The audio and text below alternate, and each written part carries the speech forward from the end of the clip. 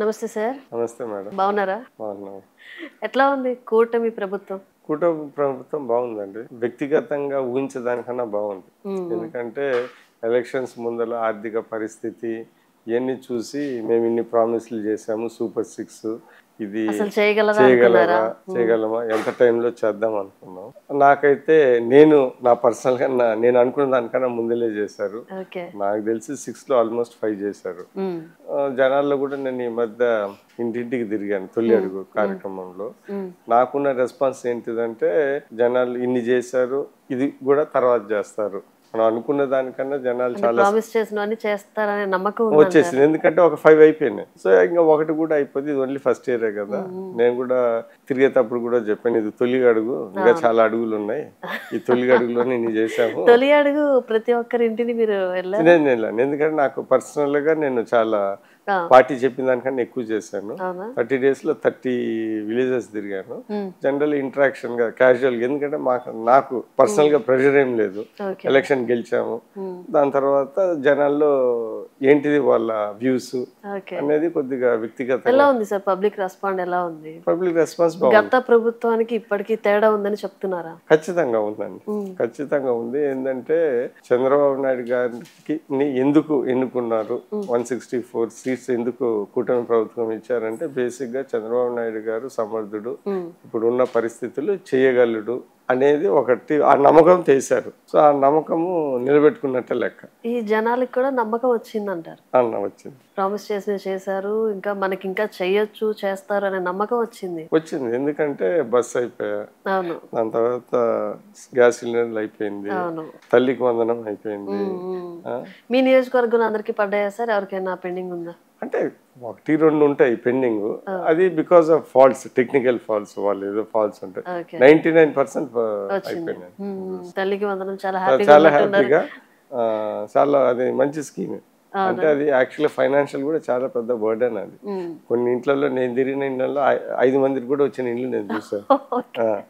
So చూసాను కాబట్టి అది good scheme. Education most important. So దాని మీద దృష్టి పెట్టి చేశారు. ఆల్మోస్ట్ ఎవ్రీ ఇల్లు టచ్ అవుతుంది. ఒకవేళ గ్రాండ్ పేరెంట్స్ ఇల్లు టచ్ కాకపోయినా కానీ వాళ్ళ డాటర్స్ ఇల్లు టచ్ అవుతుంది. So it's a good scheme. మేము కూడా చాలా హ్యాపీగా ఈ స్కీమ్ వచ్చిన తర్వాత ఇల్లు తిరగలం. ఓకే సార్, ఇప్పుడు సీఎం రిలీఫ్ ఫండ్ అందరు ఎమ్మెల్యేల లాగా మీరు ఆఫీస్కి పిలిపించుకుని ఇవ్వచ్చు, అట్లా కాకుండా మీరే స్వయంగా వాళ్ళ ఇంటికి వెళ్ళి పరామర్శించి మరీ ఇస్తున్నారని చెప్తా ఉంటారు. ఎందుకు మీకు క్రెడిట్ రావడానికా, ఎట్లా ఏంటి?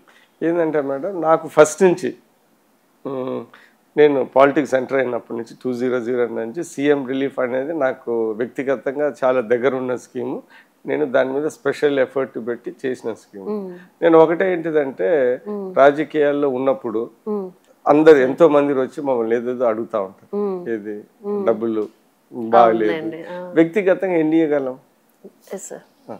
కానీ ఇది ఒక ప్రభుత్వం స్కీమ్, మనము దాని మీద ఎఫర్ట్ పెట్టి కొద్దిగా టైం స్పెండ్ చేసి వెళ్ళినప్పుడు మనం ఎంతో మందికి సహాయం చేయగలం అనేది నాకు మనసులో తట్టింది. దాని తర్వాత కొన్నిసార్లు పేద ప్రజలు 5,000, 3,000 ఇచ్చినా కానీ వాళ్ళు ఎంతో సంతోషంగా ఉంటారు. సో నేనేంటంటే ఇంతమందికి బాధల్లో ఉన్న చేయగలను, ప్రభుత్వం ఇది మంచి స్కీమ్ అని దాని మీద నాకు ఫస్ట్ నుంచి దీని మీద నాకు బాగా ఇంట్రెస్ట్. సో అందువల్ల ఏం చేశానంటే ఇది చేశాను. చేసిన తర్వాత నేను ఇంటికి ఎందుకు వెళ్ళి ఇస్తున్నానంటే ఒక 2-3 రీజన్స్ ఉన్నాయి. నేను ఇంటికి వెళ్ళి ఇచ్చినప్పుడు ఆ స్కీమ్ బాగా పబ్లిసైజ్ అవుతుంది. నేను ఊరికి ఒక మామూలు లెటర్స్, ఒక అంబేద్కర్ నగర్కి, ఒక ఎస్సీ కాలనీకి వెళ్ళాను. ఒక ఎమ్మెల్యే ఒక ఇంటికి వచ్చాడు, మామూలు ఇంటికి వచ్చాడు. ఇంటికి వచ్చినప్పుడు నా వెనకాల మా ఫాలోవర్స్ ఉంటారు, ఒక 3-4 కార్లు. అప్పుడప్పుడు ఎస్ఐ గారు వస్తారు. వచ్చినప్పుడు మామూలు జనాలు, ఊర్లో జనాలు ఏమనుకుంటారంటే, ఎందుకు ఎమ్మెల్యే గారు వచ్చారు, ఇంటికి ఎందుకు వచ్చారు వీళ్ళంతా, ఎందుకంటే అది మామూలు విలేజ్ అట్మాస్ఫియర్. వచ్చారు, ఎందుకు ఎమ్మెల్యే గారు వచ్చి ఏదో డబ్బులు ఇచ్చారు, వాళ్ళకి బాగాలేదంటే. సో వాళ్ళే క్వశ్చన్ అడుగుతారు, వాళ్ళకి బాగలేదు వాళ్ళకి ఇచ్చారు, రేపు మా వాళ్ళకి ఎవరికైనా బాగాలేదు ఇస్తారా, ఎంత ఇచ్చారు, ఏంటిది, పార్టీలకి ఇస్తారా, అందరికి ఇస్తారా, ఇవన్నీ అనుకోని నేను ఇది ఒక పీరియడ్ ఆఫ్ 15 years నా పొలిటికల్ లైఫ్లో బాగా నా కాన్స్టిట్యున్సీలో బాగా జనాలకు తెలిసిపోయింది.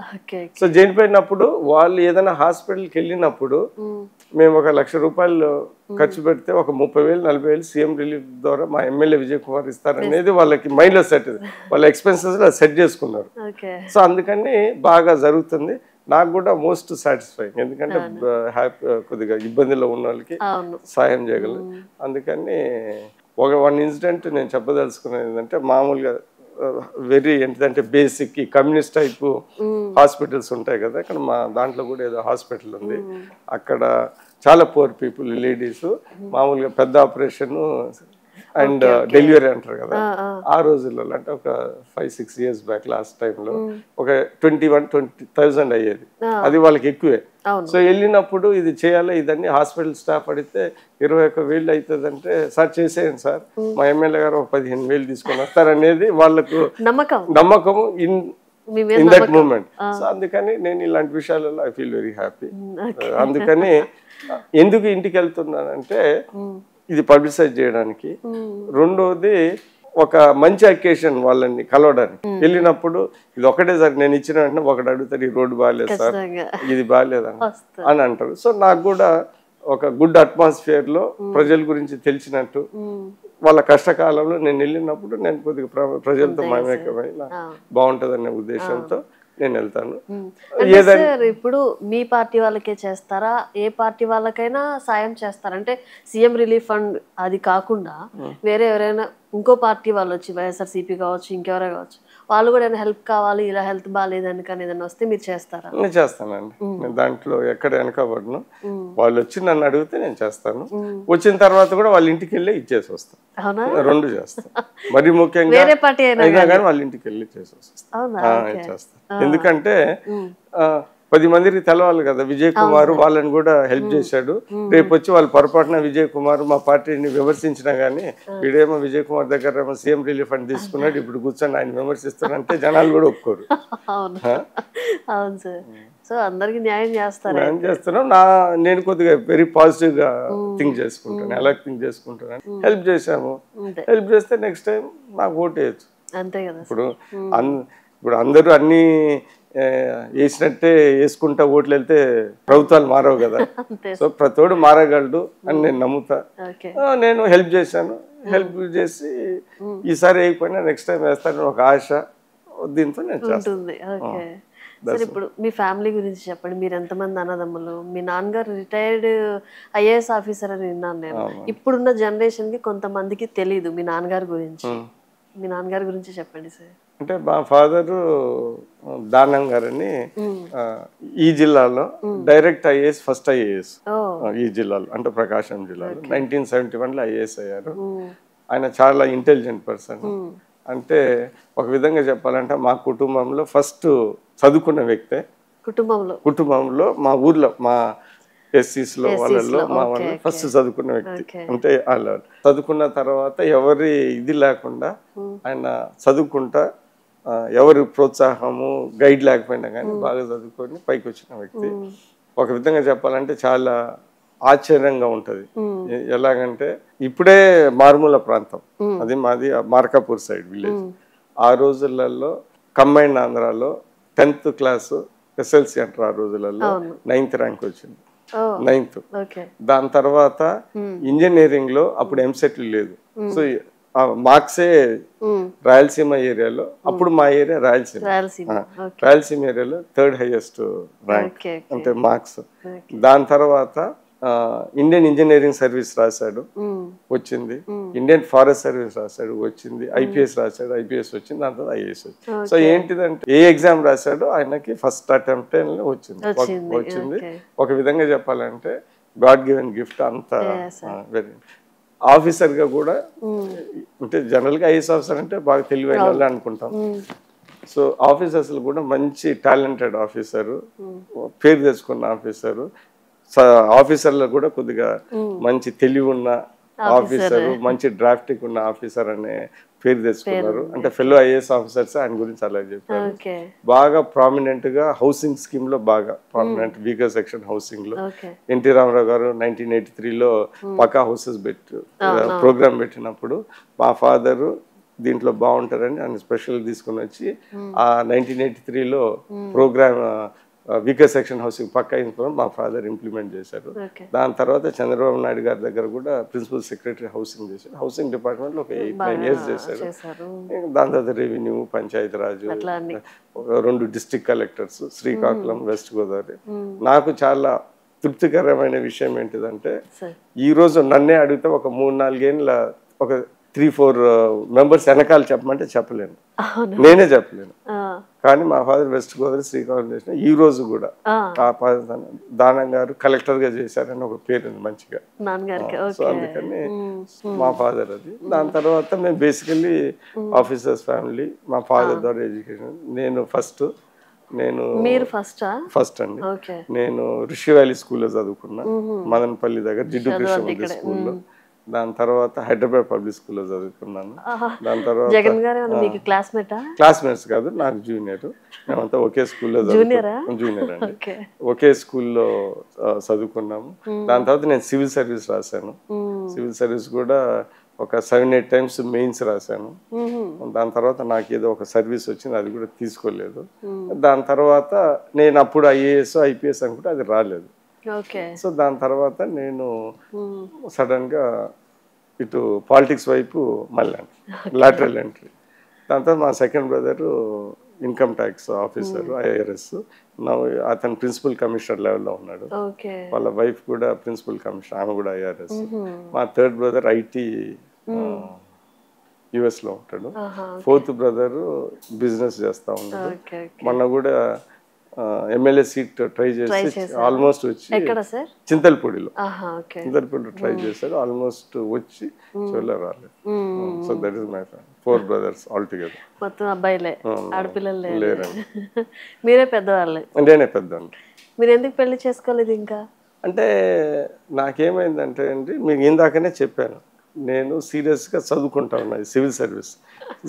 చదువుకుంటే ఎగ్జామ్స్ మీదే కాన్సన్ట్రేట్ చేసి వచ్చిన తర్వాత దాని ప్రకారం చేసుకుందామని దాని అలాగున్నాం.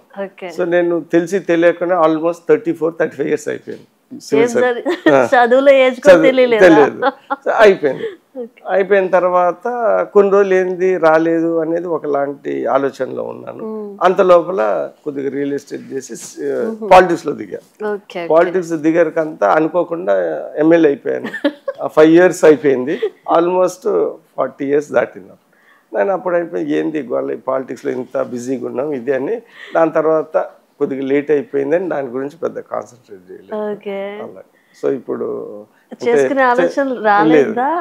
రాలేదు, లేట్ అయింది అనిపించింది. నాన్నగారు వాళ్ళు అడగలేదు? చాలా అడిగారు. మా ఫాదర్ కి తీరని కోరిక అదొకటి.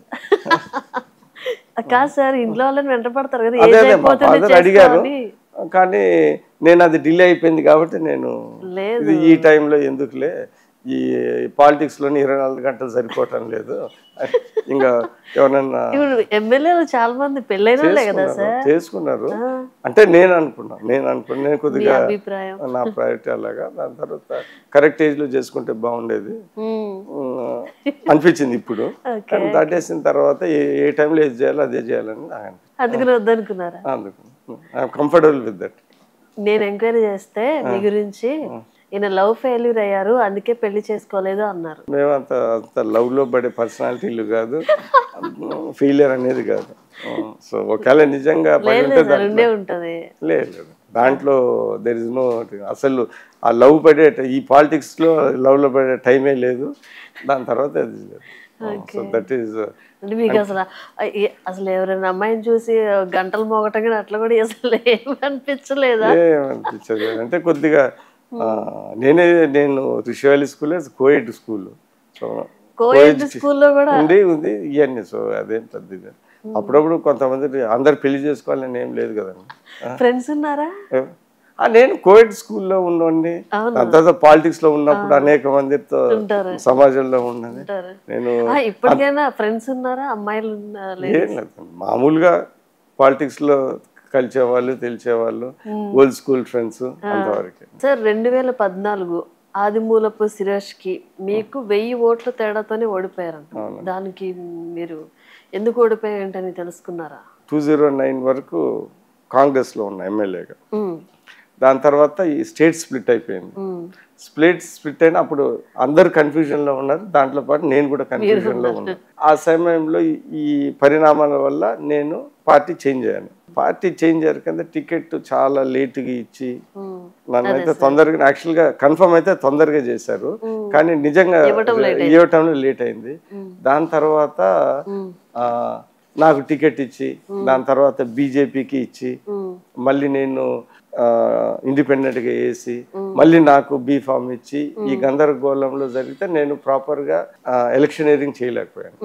కొంతమంది నాతో కొద్దిగా బాగున్న వాళ్ళు కూడా అంత లేట్ అయ్యాకంతా ఇతనికి టికెట్ రాదో ఏదో అనుకుని ఆ కన్ఫ్యూజన్ లో, ప్లస్ నేను కూడా పొలిటికల్ మేనేజ్మెంట్ టైం లేక సరిగ్గా చేయలేదు. సో 1200 తో ఓడిపోయాను.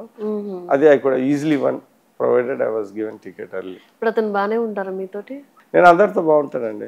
నేను పెద్ద దీని ఆయన బాగానే ఉంటారు, అందరితో బాగానే ఉంటారు. సార్ మిమ్మల్ని కలవటానికి వచ్చిన వాళ్ళతోటి మీరు ర్యాష్ గా మాట్లాడుతూ ఉంటారు అని చెప్తా ఉంటారు, కళ్ళతో బెదిరిస్తారంట, భయపెడతారంట, ర్యాష్ గా మాట్లాడతారంట. ఎందుకు సార్ అట్లా? ఎందుకు అట్లా భయపెడితే మీ దగ్గరికి ఎవరు వస్తారు? పబ్లిక్.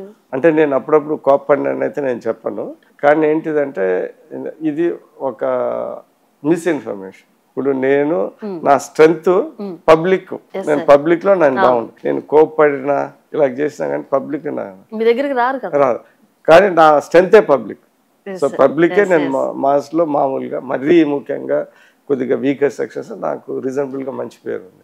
అంటే ఎప్పుడైనా అకేషనల్ గా నేను కూడా ఒక మనిషే కదా, ఎప్పుడైనా ఏదైనా కోపాలు గీపాలు వస్తే ఏదైనా అప్పుడు, అంతేగాని నా దృష్టిలో నేను చాలా బ్యాలెన్స్డ్ గా, నేను చాలా కోపం తగ్గించుకొని నేను మాట్లాడతానని నేను అనుకుంటాను. అంటే మీకు షార్ట్ టెంపరా? షార్ట్ టెంపర్ అని కాదు, షార్ట్ టెంపర్ అయితే లేదు, మామూలుగా బాగానే ఉంటాను 99%. అప్పుడప్పుడు ఒక 1% అప్పుడప్పుడు జరుగుతూ ఉంటుంది, అది మామూలు, ఎవరికైనా జరుగుతుంది. నేను కూడా సాధుని కాదు కదా. అదే సార్, ఎస్సీలని దగ్గరికి తీసుకుని ఓసీలని వీళ్ళని కొంచెం దూరం పెడతారు అనే మాట వినిపిస్తుంది, నిజమేనా? ఈ మాట, ఈ ఆరోపణ ఉండటం వాస్తవమే.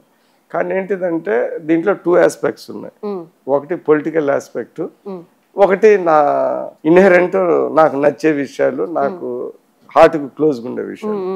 సో మీరు పొలిటికల్ ఆస్పెక్ట్స్ చూసుకోవాలంటే నేను తెలుగుదేశం పార్టీలో టెక్నికల్గా మేమంతా అనుకునేది ఏంటంటే కొద్దిగా ఎస్సీలు పార్టీకి అంత ఎక్కువ మంది వేరే పార్టీలోనే ఉంటారు, దీనికి తక్కువ. సో నేను ఒక పొలిటికల్ ఆలోచించాలంటే నా కాన్స్టిట్యూన్స్ ఎస్సీ కాన్స్టిట్యూన్స్ అంటే ఆటోమేటిక్లీ ఇట్ మీన్స్ దట్ చాలా మంది ఎస్సీలు ఉన్నారు. నా కాన్స్టిట్యూన్స్ 60,000 ఎస్సీ ఓట్లు ఉన్నాయి. సో నేను వీళ్ళని దగ్గర తెచ్చుకోకుండా నేను గెలవటం అనేది కష్టం, ఎందుకంటే మెజార్. సో అందుకని నేను పొలిటికల్ గా గెలవాలన్నా, మా పార్టీని గెలిపించాలన్నా నేను వాళ్ళతో బాగుండాల్సిన అవసరం, బాగుండాలి. ఎందుకంటే majority vote bank, and also వాళ్ళు ఉన్న నాకు తెలిసిన ఓటింగ్ పర్సెంట్ ఎక్కువ అదర్ పార్టీస్కి వేస్తున్నారు. సో నేను యాజ్ ఏ క్యాండిడేట్ మా పార్టీని సహాయం చేయాలంటే వాళ్ళ ఓట్లు నేను కొద్దిగా తెచ్చుకోవాలి. సో తెచ్చుకోవాలంటే నేను వాళ్ళతో బాగుండాలి. ఇప్పుడున్న రాజకీయాల్లో, ఇప్పుడున్న కాలంలో మనం బాగున్నా కానీ ఓట్లేరు, పని చేసినా కానీ ఓట్లేరు, మనం బాగుండ దూరంగా ఉంటే అసలు కష్టం. సో అందుకని నేను ఆ గ్యాప్ ఫిల్ చేయడానికి నేను ఎస్సీలు, నేను అందరితో బాగుంటా. గెలిచేది. సో ఏంటిదంటే వీళ్ళ మీద స్పెషల్ అటెన్షన్, ఎందుకంటే నేను వాళ్ళని నా వైపు, పార్టీ వైపు తీసుకొని రావాలి, అది గ్యాప్. సో దానికోసం నేను ప్రయత్నిస్తున్నాను. ప్లస్ ఏంటిదంటే దాన్ని పరిస్థితుల ప్రకారం కొంతమంది అర్థం చేసుకోకుండా అలాగే నేను బేసిక్గా నేను మా అపోజిషన్ పార్టీ వాళ్ళని ఏమన్నా, సో మా పార్టీ వాళ్ళని నేను దూరం పెట్టే ప్రసక్తి అరైజ్ కాదు. కానీ ఏంటిదంటే ఇది పొలిటికల్ గా లో మీకు పర్సనల్ గా 30% ఓటింగ్ కూడా ఉంది. ఇక్కడ 30% ఓటింగ్ మీకు పర్సనల్ గా ఉంది సార్. సరే, ఖచ్చితంగా ఉంది. 30% ఎంత అనేది తర్వాత విషయము. నేను అనేది ఏంటంటే ఈ కాన్స్టిట్యున్సీలో టఫ్ కాన్స్టిట్యున్సీ.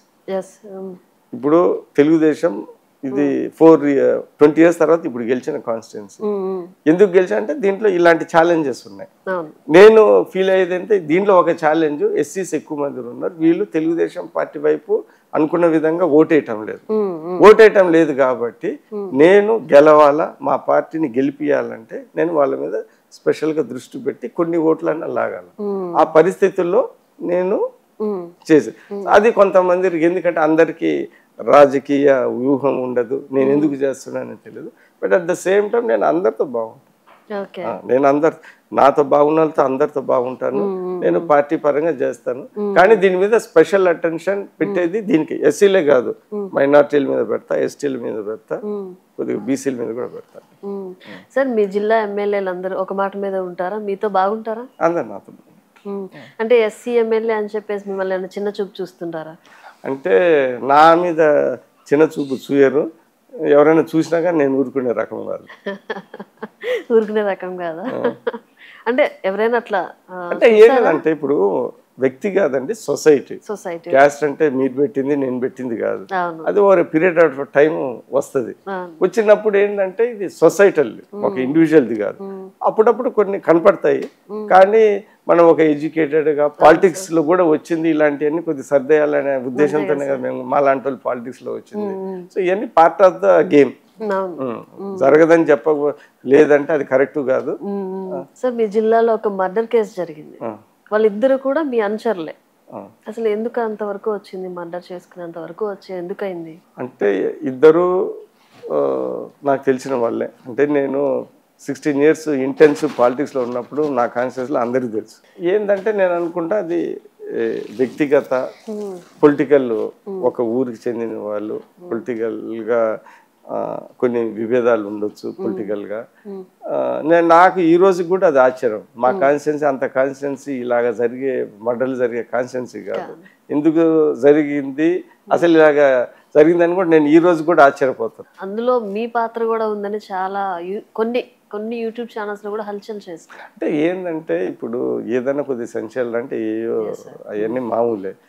సో ఏంటంటే నేను ఆయన చనిపోయిన వీరయ్య చౌదరి గారితో నేను ఎలక్షన్ లో నాకు బాగా చేశాడు, నేను కూడా బాగున్నాను. ఎలక్షన్ తర్వాత కూడా మేము చాలా క్లోజ్ గా ఉన్నాం.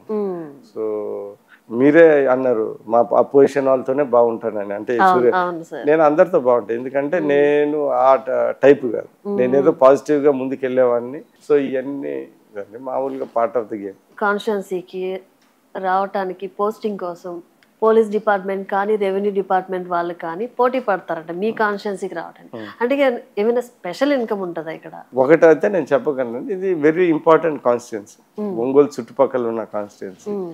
దాని తర్వాత ఆల్ మేజర్ గ్రానైట్ మా కాన్స్టిట్యున్సీలో ఉంది, గుల్లకమ్మ మా కాన్స్టిట్యున్సీ, రామతీర్థం మా కాన్స్టిట్యున్సీ, గ్రోత్ సెంటర్ మధ్యపాడు మా కాన్స్టిట్యున్సీ. దాని తర్వాత ఒంగోలు చుట్టుపక్కల కాబట్టి రియల్ ఎస్టేట్ కూడా ఉంది. So it is a good constituency.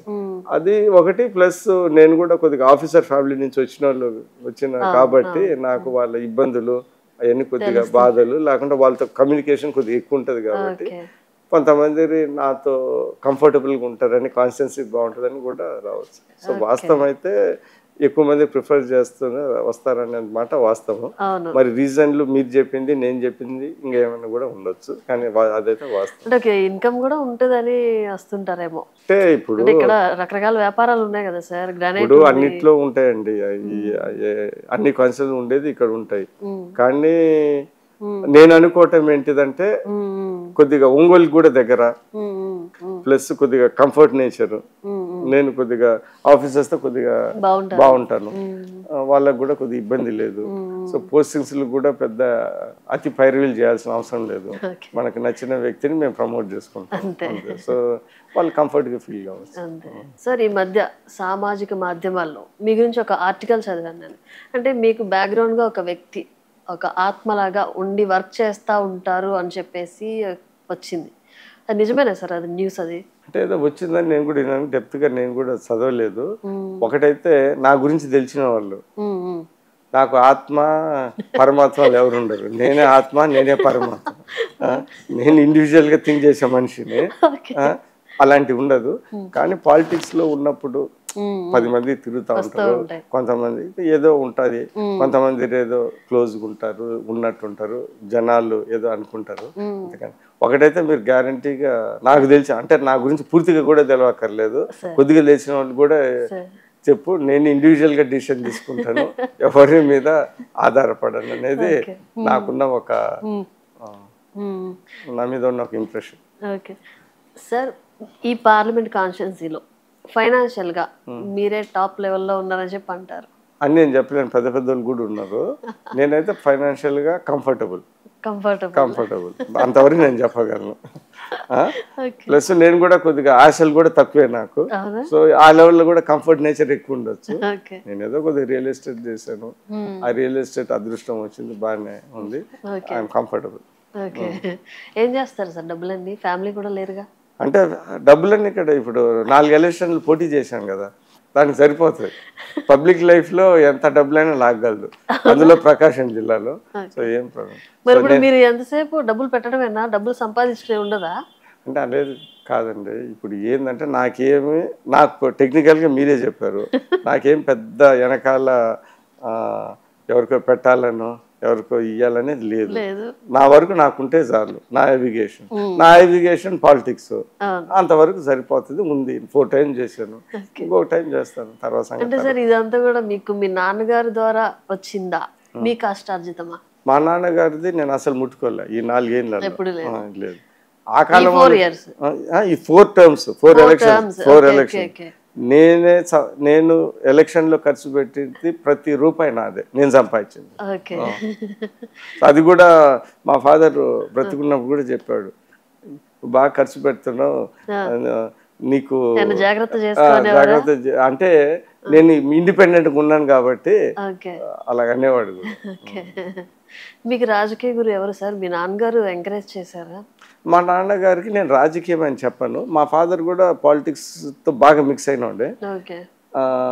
Basic అంటే మా ఫాదర్ నుంచి నేను నేర్చుకునేది ఏంటంటే కొద్దిగా సొసైటీ మీద, జనాల మీద ఎక్కువ పరిచయాలు, వాళ్ళకి ఏదో చేయాలనేది ఉంది. అది మా ఇంట్లో మా ఫాదర్ ద్వారా నేను నేర్చుకుంది. ఆలోచనలోనే నేను ఇలాగ పాలిటిక్స్ లో మారాలని నేను అనుకుంటున్నాను. సరే, ఈ నియోజకవర్గంలో కమ్మ సామాజిక వర్గానికి పట్టు వంటిది అంటారు. ఇక్కడ బిఫోర్ ఎలక్షన్స్ ఎలా ఉంది మీకు, ఇప్పుడు ఆఫ్టర్ ఎలక్షన్స్ ఎలా ఉంది వాళ్ళతో మీ రిలేషన్? అంటే ఏంటిదంటే మేడం, ఇది మా కాన్స్టిట్యున్సీలో కమ్మాస్ 36,000 ఓట్స్ ఉన్నారు. నా 2,13,000లో 36,000 కమ్మాస్. ఒక సింగిల్ లార్జెస్ట్ కమ్యూనిటీ ఇదే, ఫాలోడ్ బై ఎస్సీ మాల, దాని తర్వాత మాదిక, దాని తర్వాత బీసీలు. సో కానీ ప్రతి ఊర్లో 2 సైడ్లు రైతులే కమ్మాస్. సో ఏంటిదంటే, సో పాలిటిక్స్ కొద్దిగా హాట్గా ఉంటుంది. కానీ పోయిన ఎలక్షన్లో ఒక విధంగా చెప్పాలంటే నేను 30,000 గెలవటం అంటే అది మామూలు విషయం కాదు. ఈ కాన్స్టిట్యున్సీలో ఇక్కడ 30,000 అంటే 164 సీట్లు వస్తే జనాలు ఎంత షాక్ అయ్యారో, నా కాన్స్టిట్యున్సీకి 30,000 మెజారిటీ అంత షాక్ అయ్యారు. తెలిసిన వాళ్ళకి అంత ఛాలెంజ్. ఎందుకు సార్ అట్లా? అంటే నేను వ్యతిరేకత లేకపోతే అంటే ఏం లేదు మేడం, ఇక్కడ నేను చెప్పేది ఏంటంటే, ఇది బేసికల్లీ ఇప్పుడు 4 టైమ్స్ 20 yearsలో తెలుగుదేశం రాలేదు. బేసికలీ ఇది కొద్దిగా నా దృష్టిలో కొద్దిగా కాంగ్రెస్ ఓరియంటెడ్ కాన్స్టిట్యున్సీ. అది 40,000 ఏంటిది 60,000 ఎస్సీస్ ఉండొచ్చు, దాని తర్వాత రెడ్డిస్ కూడా రీజనబుల్గా ఉన్నారు. సో దీనివల్ల ఏంటిదంటే ఈ రాజకీయ వాతావరణమే టఫ్ కాన్స్టిట్యున్సీ ఇది జరిగింది. కానీ పోయిన ఎలక్షన్లో నేను 30,000 అందరు చేశారు. మరి ముఖ్యంగా రైతులు కమ్మాస్ చాలా బాగా చేశారు. నాకు తెలిసి ఆల్మోస్ట్ అందరు ఓట్లు వేసినట్టే లెక్క. సో వేసారు. వేసిన తర్వాత అందరికి ఆస్పిరేషన్స్ ఉంటాయి కదా మేడం, ఏంటిది గెలిచిన తర్వాత నాకు ఇది కావాలా అది కావాలా. సో నేను దేవుడిని కాదు ఇచ్చేది ఒకళ్ళకే, ఇచ్చిన వాళ్ళు హ్యాపీగా ఉంటారు, ఇయ్యని వాళ్ళు అన్హ్యాపీగా ఉంటారు, అవన్నీ మామూలే. సో అంతవరకు. బట్ బై అండ్ ఫార్ నేను అందరినీ క్యారీ చేసుకోవడానికి ప్రయత్నిస్తున్నా, రీజనబుల్ కూడా అచీవ్ చేశానని అనుకుంటున్నాను. ఓకే సార్, ఇక్కడ కార్యకర్తలతో మీ ర్యాపో ఎలా ఉంది? నేను కార్యకర్తలతో బాగుంటుంది, మాస్తో ఇంకా బాగుంటుంది, లీడర్స్తో పర్వాలేదు. కలుపుకోరా సార్ మిమ్మల్ని కూడా లీడర్స్? కలుపుతానంటే నేను ఇందాక చెప్పినట్టు ఒకటే ఇద్దరు ముగ్గురు అడుగుతారు, మనం ఒకళ్ళు ఇస్తాం, మిగతా ఇద్దరికి సాటిస్ఫై గారు, దాని తర్వాత ఏదో ఇంకొక దాంట్లో వాళ్ళు సాటిస్ఫై చేసి దాంట్లో ప్రయత్నిస్తాం. బేసికలీ ఏంటిదంటే ఇంకా ఫ్యామిలీ టైప్లో, ఫ్యామిలీలో మనం అందరినీ సాటిస్ఫై చేయలేం కదా. సార్ మిమ్మల్ని ఎమ్మెల్యేగా కన్నా కూడా దానం గారి అబ్బాయి అని చెప్పేసి ఎక్కువ చెప్తా ఉంటారు, గుర్తింపు ఎక్కువ ఉంది. వాస్తవం మేడం. దాంట్లో నాకు టికెట్ వచ్చింది దానం గారి అబ్బాయి అనేది, దాని తర్వాత నేను ఏదో కొద్దిగా బాగానే చేశాను కాబట్టి. చంద్రబాబు గారు దానం గారి అబ్బాయి అంటారంట, నిజమేనా సార్? అంటే మా ఫాదర్ మీకు ఇందాక చెప్పాను కదా మేడం, ఏంటిదంటే ఆయన కింద పనిచేశాడు, సో ఆయనకి తెలుసు కాబట్టి పరిచయం. లోకేష్ గారికి తెలుసా? అంటే మా ఫాదర్ ఐఏఎస్ అని తెలుసు, కొద్దిగా దానం గారు అని, కానీ మా సీఎం గారికి చంద్రబాబు నాయుడు గారికి బాగా తెలుసు. అదే అంటారు దానం గారి అబ్బాయి అని చెప్తా ఉంటారు, నేను విన్నాను తెలిసారు.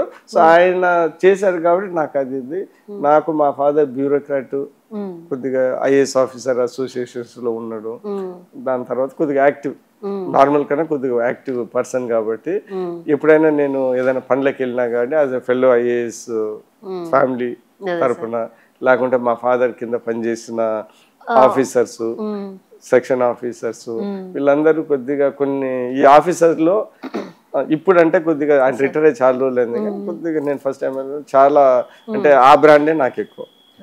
ఆఫీసర్స్ లో దానం గారి అబ్బాయి ప్లస్ ఆఫీసర్స్ కూడా మా ఆఫీసర్స్ కొడుకు ఎమ్మెల్యే అన్నప్పుడు కొద్దిగా ఉంటది. వాళ్ళందరూ ఇప్పుడు మీతో బాగా టచ్ లో ఉంటారా సార్? అంటే మీన్ ఎప్పుడైనా కలవటం కానీ మాట్లాడటం? నేను కొద్దిగా ఫస్ట్ నుంచి నేను కొద్దిగా యాక్టివ్ అయినాను. నేను పాలిటిక్స్ రాకముందు కూడా కొద్దిగా పిఆర్ మెయింటైన్ చేసేవాడిని, ఆఫీసర్స్ మా ఫాదర్ తో తిరిగేవాడిని. సో నాకు చాలా మంది ఆఫీసర్లు పాతకాలంలో బాగా తెలుసు. నేను కూడా 7 times మెయిన్స్ రాసిన వాళ్ళు 7 times మా బ్యాచ్ మేట్స్ ఉంటారు కదా, సో రాసిన వాళ్ళు ఉంటారు, వాళ్ళకు కూడా కొద్దిగా పరిచయాలు. దాని తర్వాత మా బ్రదర్ మా ఫ్యామిలీలో చాలా మంది ఉన్నారు. సో అలాగా కొద్దిగా ఎడ్యుకేటెడ్ ఫ్యామిలీ, అంతే. హైయర్ స్టడీస్ అంతా. మేము Rishi Valley Hyderabad Public School అంటే Rishi Valley is one of the best schools in the country. So మంచి నలుగురు కాదు, నేను మా సెకండ్ బ్రదర్ రిషి వ్యాలీ, మీతో మా ఫాదర్ తో ఎక్కడ ఉంటే అక్కడ చదివారు. కాంగ్రెస్ లో ఉన్నప్పుడు మీరు ఎమ్మెల్యేగా ఉన్నప్పుడు ఇప్పుడున్న మంత్రుల కన్నా కూడా మీరు ఎక్కువ చేశారని చెప్పేసి చెప్తా ఉంటారు. అంటే మేడం నేను అప్పుడు కాంగ్రెస్ ఫస్ట్ టైం ఎమ్మెల్యే, దాని తర్వాత అప్పుడు నేను ఫ్రెష్ క్యాండిడేట్, దాని తర్వాత మా ఫాదర్ అప్పుడే రిటైర్ అయ్యి అందరు బాగా తెలుసు. ప్లస్ అప్పుడున్న పరిస్థితుల్లో కాంగ్రెస్ లో నేను జాయిన్ అయిన వెంటనే ఒక 3-4 months లో రాజశేఖర రెడ్డి గారు చనిపోయారు, సీఎం గారు. సో అప్పుడు చాలా వ్యాక్యూమ్, చాలా గడబడిగా. ఆ సందర్భంలో నేను కాంగ్రెస్ పార్టీలోనే ఉండి నేను చాలా పనులు చేపించుకున్నా, చాలా నేను ఈ రోజుకి కొద్దిగా స్టెబిలైజ్ అయినంటే ఫస్ట్ టైం నేను చాలా పనులు చేపించి విజయ్ కుమార్ పని పట్టుకుంటే చేయగలడు అనే నమ్మకం జనాల్లో వచ్చిందంటే నేను ఆ రోజు చేసి మళ్ళీ 14-18 లో ఇన్ఛార్జ్ కూడా అప్పుడు కూడా చాలా పనులు చేసి. సో నాకు కొద్దిగా ఆఫీసర్ ఫ్యామిలీ కాబట్టి పనులు ఆఫీసర్స్ ద్వారా లేకుంటే ఎలా చేసేది కొద్దిగా మామూలు వాళ్ళకన్నా కొద్దిగా ఎక్కువ తెలుసు కాబట్టి చేపించుకుంటాను. సార్ జగన్మోహన్ రెడ్డి గారు మీకు జూనియర్ అని చెప్తా ఉన్నారు స్కూల్లో, అప్పట్లోనే తెలుసా రాజశేఖర రెడ్డి గారు అబ్బాయి ఎట్లా అని? అంటే మేమంతా ఒకే స్కూల్ జూనియర్ కాబట్టి మా హైదరాబాద్ పోలీస్ చాలా మంది ఉంటారు, ప్లస్ ఒకే ఏరియా బంజారా హిల్స్. సో ఎందుకంటే యాజ్ ఎ స్కూల్ అప్పుడప్పుడు టచ్ ఉంది. మిమ్మల్ని అడగలేదా, రమ్మలేదా పార్టీలోకి, వైఎస్ఆర్సీపీలోకి? అంటే నేను కాంగ్రెస్ వచ్చిన తర్వాత ఫేస్ టు ఫేస్ ఎప్పుడు కలవలేదు, కానీ కామన్ ఫ్రెండ్స్ ఉంటారు కదా, ఉన్నారు. సో అప్పుడప్పుడు వాళ్ళ అభిమానంతో అప్పుడప్పుడు వాళ్ళు అడుగుతారు, నా అభిమానంతో నేను ఇక్కడ ఉంటాను, అది మామూలు జరుగుతూ ఉంటుంది. మిమ్మల్ని పిలవటం కానీ ఇట్లా పార్టీ పెడుతున్నాను ఇట్లా అని చెప్పేసి ఏమి అనలేదా? అంటే అప్పుడు అందరు వెళ్ళారు, నేనేమో అప్పుడున్న ఆలోచన ప్రకారం నేను కాంగ్రెస్ లో ఉండిపోయాను. ఎందుకని కాంగ్రెస్ నుంచి మళ్ళీ టీడీపీలోకి వచ్చారు? అప్పుడు స్టేట్ డివైడ్ అయింది. స్టేట్ డివైడ్ అయినప్పుడు కాంగ్రెస్ ఈ స్టేట్ డివైడ్ చేసిందనే ఆ కార్యక్రమంలో ఆ ఆరోపణలో నేను కూడా ఇటు వచ్చాను. 2 సార్లు ఎందుకు ఓడిపోయారు అంటున్నారు సార్? అంటే నేను ఫస్ట్ టైం 10,000తో గెలిచానండి, సెకండ్ టైం 1200తో ఓడిపోయాను. అది ఆల్మోస్ట్ గెలిచినట్టే లెక్క, ఎందుకంటే సీటు ట్యాన్కి ఇవ్వలేదు, మళ్ళీ బీజేపీకి ఇచ్చి ఇది చేసి అది చేశారు. దాని తర్వాత పోయినసారి వేవ్ అటు సైడ్ నేను 9,000తోనే ఓడిపోయాను, మళ్ళీ ఇప్పుడు 30,000తో గెలిచాను. సో నేనేంటంటే నేను ఎప్పుడు నెగిటివ్గా ఆలోచించుకోను. నా కాన్స్టిట్యున్సీలో ఇప్పుడు 10,000తో గెలిచాను, 12,000తో ఓడిపోయాను, 9,000తో ఓడిపోయాను, 30,000తో గెలిచాను. నేను నెట్ ప్రాఫిట్లో ఉన్నాను. నా కాన్స్టిట్యూషన్ నాకు ఓట్లు వేసారు, ఇప్పుడే ఉన్నాను. సో అందుకని నేను హ్యాపీగానే ఉన్నాను. అదే సార్. ఓకే, చంద్రబాబు నాయుడు గారిని కలుస్తూ ఉంటారు కదా సార్ మీరు, ఎట్లా ఉంటుంది మీ ఇద్దరికి మధ్య ర్యాపో? బాగుంటుందండి, సారు చాలా బాగా చూసుకుంటారు, నాకు కూడా నన్ను బాగా చూసుకుంటారనే ఫీలింగ్ నాకు కూడా ఉంది. మీ కాన్షియస్ సంబంధించి ఏదైనా సమస్యలు ఉన్నా కానీ ఏదైనా చేయాలన్నా కానీ చేసి పెడతారా? చేసి పెడతారు, అందరికన్నా కొద్దిగా ఎక్కువ చేసి పెడతారు. నేను కూడా పనులు ఎక్కువ చేస్తాను. దానం గారు అబ్బాయిని చేసి పెడతారా? ఏమో రిజల్ట్ అయితే ఎక్కువ జరుగుతున్నాయి, అది దానం గారు అబ్బాయో, లేకుంటే విజయ్ కుమార్ బాగా చేస్తున్నాడు, లేకుంటే ఆఫీసర్స్తో బాగుంటాడు, లేకుంటే చంద్రబాబు నాయుడు గారు మా పార్టీ వాళ్ళు నా మీద కొద్దిగా స్పెషల్ కన్నా ఇచ్చారో తెలియదు, కానీ రిజల్ట్ అయితే బాగుంటుంది. లోకేష్ గారు కూడా బాగానే ఉంటారండి. నేను ఫస్ట్ కలుస్తా ఉంటాను, పార్టీలో ఉన్నప్పుడు కలుస్తా ఉంటాను కదండి. తెలుగుదేశం పార్టీలో జాయిన్ అయినప్పుడు కొద్దిగా ఎక్కువ నన్ను ప్రోత్సహించింది లోకేష్ గారు. అప్పటి నుంచి అలానే నడుస్తా ఉంటాను, నాతో బాగుంటారు, నన్ను కూడా కొద్దిగా స్పెషల్ గా చూస్తాడని నేను అనుకుంటున్నాను. అట్లా వీళ్ళిద్దరికి తేడా ఏంటి సార్? చంద్రబాబు గారికి నారా లోకేష్ గారికి వాళ్ళిద్దరు తేడా గమనించారా మీరు? ఈయన యంగ్ బ్లడ్, ఆయన సీజన్ పాలిటీషియన్. సో అంతకంటే తేడా ఇప్పుడు కుర్రోళ్ళకి పెద్దోళ్ళకి తేడా లేకుంటే అలాగనే ఉంటుంది, అంతకన్నా నేను. సో కానీ లోకేష్ గారు కూడా ఈ పాదయాత్ర తర్వాత చాలా సీజన్డ్గా, చాలా మెచ్యూర్గా అయిపోయారు. సో అందరూ అనేవాళ్ళు తిరిగే ఏంటిదంటే ఇక్కడ చేశారు కదా సార్, ఇక్కడ 5.5 days చేశారండి, చాలా బాగా జరిగింది, చాలా బాగా జరిగింది. మాకు కూడా ఇక్కడ మా కాన్స్టిట్యున్సీ బార్డర్లోనే చేశారు, చాలా మంది వాలంటీర్గా వచ్చి చాలా బ్రహ్మాండంగా జరిగింది. అప్పుడే కదా ఊపు పార్టీకి జరిగింది, భయపడకుండా ముందుకు వచ్చింది. యువకాలంలో మేము నెక్స్ట్ లెవెల్కి తీసుకొని వెళ్ళాం మా జిల్లాలో, అందుకని మా పాత జిల్లాలో అందుకని 2 మినిస్టర్లు కూడా ఇచ్చారు అని నేను అనుకుంటున్నా. బాగా చేసాం. మీరు కూడా ఎక్స్పెక్ట్ చేస్తున్నారా? అంటే ఒక ఎమ్మెల్యేగా ఉన్నప్పుడు అందరు ఎక్స్పెక్ట్ చేస్తున్నారు, అందరి మాదిరి కూడా నేను ఎక్స్పెక్ట్ చేస్తున్నాను అంతవరకు. అంటే నెక్స్ట్ టైం ఇస్తారనుకుంటున్నారా మినిస్టర్ అయినా? అంటే మినిస్ట్రీ అనేది ఏంటిదంటే దానికేమో ఇదేమన్నా యూపీఎస్సి ఎంసెట్ క్వాలిఫికేషన్ అవసరం లేదు, అంటే వాడు ఫస్ట్ ర్యాంక్ వచ్చినట్టు చూస్ చేయడానికి అలాక అన్ని ఏయో పరిణామాలు తీసుకుంటారు. తీసుకున్నప్పుడు అది మామూలుగా సీఎం గారి ప్రెరోగేటివ్, ఎవరికి ఏం క్వాలిటీస్ ఉన్నాయి, ఇప్పుడు మాకేం అవసరము అని తీసుకుంటారు. సో అందుకని ఒక విధంగా చెప్పాలంటే ఎవ్రీబడి ఈజ్ ఎలిజిబుల్, ఒక విధంగా చెప్పాలంటే everybody can also be rejected. ఇప్పుడు మీరు ఈ గవర్నమెంట్ వచ్చిన తర్వాత మీ కాన్స్టిట్యున్సీకి మీరు చేసిన పనులు ఏంటి? నేను ఈ గవర్నమెంట్ వచ్చిన తర్వాత అందరి ఏంటి అమ్మ ఇవన్నీ వదిలేసి, పెన్షన్లు గిన్షన్లు వదిలేసి, అవి కాకుండా దగ్గర దాపు ఒక 20 crores ఎన్ఆర్జీఎస్ సీసీ రోడ్స్ వేయించాం ఈ 1 year 3-4 months లో.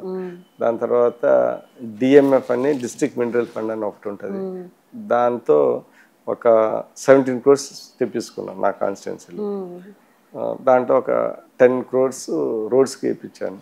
దాని తర్వాత కొన్ని స్కూల్ బిల్డింగ్స్, హాస్టల్స్కి చేయించాను. దాని తర్వాత ఒక కారుమంచి మేజర్ అనే ఒక కెనాల్ అది డ్యామేజ్ అయితే దానికి కూడా ఒక 2.6 crores పెట్టించాం. ఇవన్నీ కాకుండా ఆర్ఎన్బి రోడ్స్, దాని తర్వాత పంచాయతీ రోడ్స్. సో డెవలప్మెంట్ విషయంలో ఎప్పుడు మా కాన్స్టిట్యున్సీ కొద్దిగా ముందే ఉంటుంది, ఎందుకంటే దాని మీద స్పెషల్ అటెన్షన్ పెట్టుకుంటాను. సాధించే విధంగా నేను దాన్ని ఆ విషయంలో అయితే నేను ఎక్కడైనా కాదు.